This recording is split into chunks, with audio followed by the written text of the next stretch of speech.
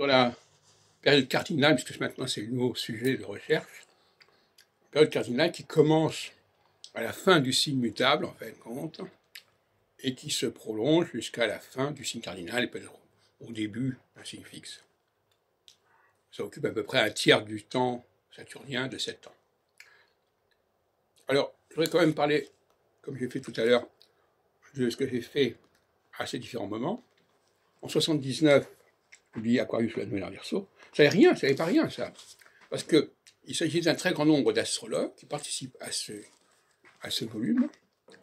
Et pour chaque astrologue, il y a une notice biographique, comme celle qu'on trouvera par la suite dans les guides astrologiques qui vont paraître. Celle de Jean Fort, par exemple. Alors cette notice biographique, on l'a retrouvée déjà, évidemment, on la retrouvera en 97 dans le guide astrologique. On le retrouve à différents moments dans ces guides que j'ai faits. Les guides et les colloques, ce sont deux façons de réunir le milieu astrologique. Ils sont d'ailleurs pas exclusifs l'une de l'autre, ils peuvent très bien cohabiter.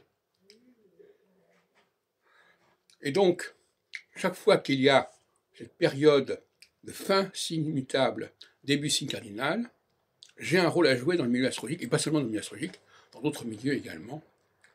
Et tous les gens qui ont mon profil astrologique, c'est-à-dire qui sont marqués par le cardinal, ça ne tient pas du tout au thème natal, tout de suite, mais qui ont une carrière qui est ponctuée par des pointes chaque fois qu'on se rapproche tous les 7 ans d'une phase cardinale. Voilà, et c'est ainsi que ça se passe. Alors, ça se passe à mon niveau, ça se passe au niveau de la recherche du Premier ministre en France. On dit, voilà, est-ce que celui-là, etc., fait l'affaire, etc.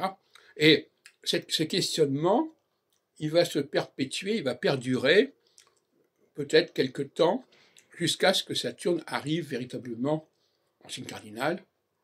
Et la première émergence de ce passage, c'est le printemps 2025.